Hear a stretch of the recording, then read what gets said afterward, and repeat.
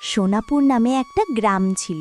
সেখানে ছিল দুই কাঠুরে, অশোক আর করিম। তারা প্রতিদিন বনে যেত কাঠ কাটতে। কাঠ কেটে শহরে বিক্রি করত। এইভাবেই তাদের জীবন চলত। একদিন অশোক আর করিম গাছতলা বসেছিল। তখন করিম বলল, ভাই অশোক, বনে এখন আর কাঠ নেই, সব জায়গায় ফাঁকা। হ্যাঁ, আমিও দেখছি অনেক দিন ধরেই। এখন কি করব? আমি শুনেছি নদীর ওপারে এক পুরনো বন আছে, চল আমরা ওইখানে যাই। না ভাই, আমি শুনেছি ওই বনে একটা ডাইনি থাকে। ওখানে যে যায় সে আর ফিরে আসে না। আরে ওই সব কিছুই হয় না, মানুষ তো এমনি বলে। চল আমরা কাল থেকে ওই বনে যাব। না ভাই, তুই গেলে যা, আমি যাব না। তোর মরার ইচ্ছা থাকলে তুই যা। আরে ভাই, এই সব কখনো হয় না। আর তুই ভেবে দেখ, আমরা যদি কাঠ না কাটি তাহলে তো আমরা না খেতে পেয়ে মারা যাব। হ্যাঁ, তাও ঠিক। আচ্ছা, কাল থেকে আমরা ওই বনেই যাব। পরের দিন সকালে অশোক আর করিম নদীর ওপারের বনটাতে গেল। তারা অনেক কাঠ দেখতে পেল, তাই কাটতে শুরু করল। কাঠ কাটতে কাটতে অশোক বলল, ভাই করিম, আমার অনেক পিপাসা পেয়েছে। এখন পানি কোথায় পাবো?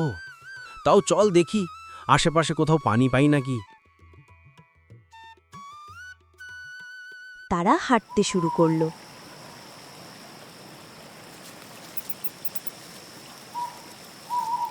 হাঁটতে হাঁটতে একটা বেশ বড় বাড়ি দেখতে পেল। তারা কিছুটা অবাক হলো, কিন্তু কিছু না ভেবে একসাথে ভিতরে প্রবেশ করল। কিন্তু তারা বের হলো দুজন দুই দরজা দিয়ে। তখন আর তাদের বুঝতে বাকি ছিল না যে এইটা ভুতুড়ে বাড়ি। দেখলি তো, আমি বলেছিলাম না এই বনটা ভালো না, এখানে গন্ডগোল আছে। আমার কথা তো শুনলি না, এখন কি করবি? এত কথা না বলে তাড়াতাড়ি পালা।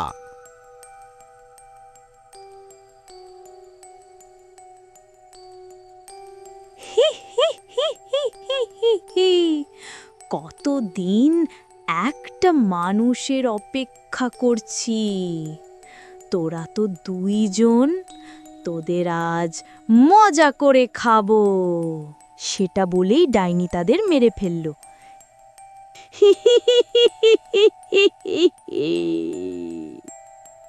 কিন্তু তাদের খেলো না, বরং বনের মাঝে ফেলে দিয়ে আসলো।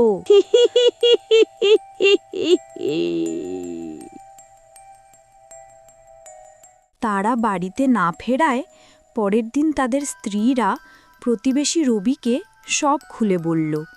তখন রবি তাদের খুঁজতে ওই বনের উদ্দেশ্যে রওনা দিল।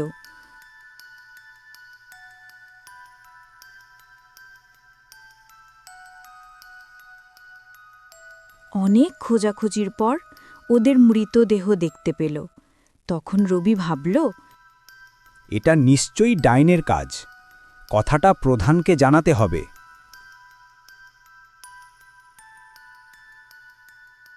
রবি দৌড়ে গ্রামপ্রধানের বাড়ি গেল এবং গ্রামপ্রধানকে সব জানালো। গ্রামপ্রধান বলল, তাড়াতাড়ি করে তান্ত্রিককে কথাটা জানাতে হবে, না হলে ওই ডাইনিটা আমাদের গ্রামের সব লোককে মেরে ফেলবে।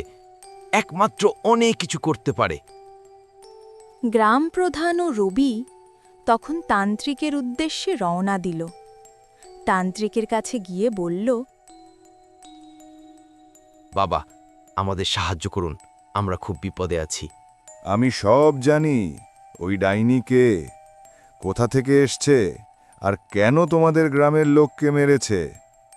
ওই ডাইনিটার নাম অনামিকা। অনামিকা খুব ভালো মেয়ে, তারা অনেক গরিব ছিল। অনামিকা ছোট থাকতেই তার মা মারা যায়। দেখতে দেখতে অনামিকা বড় হয়, কষ্ট করে নিজের পড়াশোনা শেষ করে একটা স্কুলে চাকরি পায়। তারপর তাদের কষ্ট দূর হয় আর সুখে শান্তিতে জীবনযাপন করতে থাকে। এটা দেখে গ্রামের কিছু মানুষদের খুব হিংসা হয়, তাই তারা বুদ্ধি করে এক রাতে অনামিকা ও তার বাবাকে মেরে ফেলে। এজন্য অনামিকার আত্মা প্রতিশোধ নেওয়ার জন্য ফিরে এসেছে। তাহলে বাবা, এখন কি করা যায়? আমাকে ওই বনে যেতে হবে।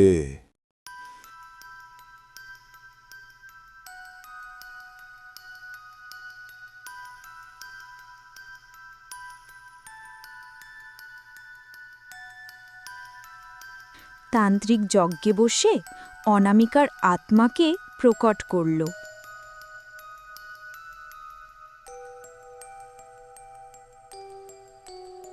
এই তান্ত্রিক, আমাকে ডাকলি কেন?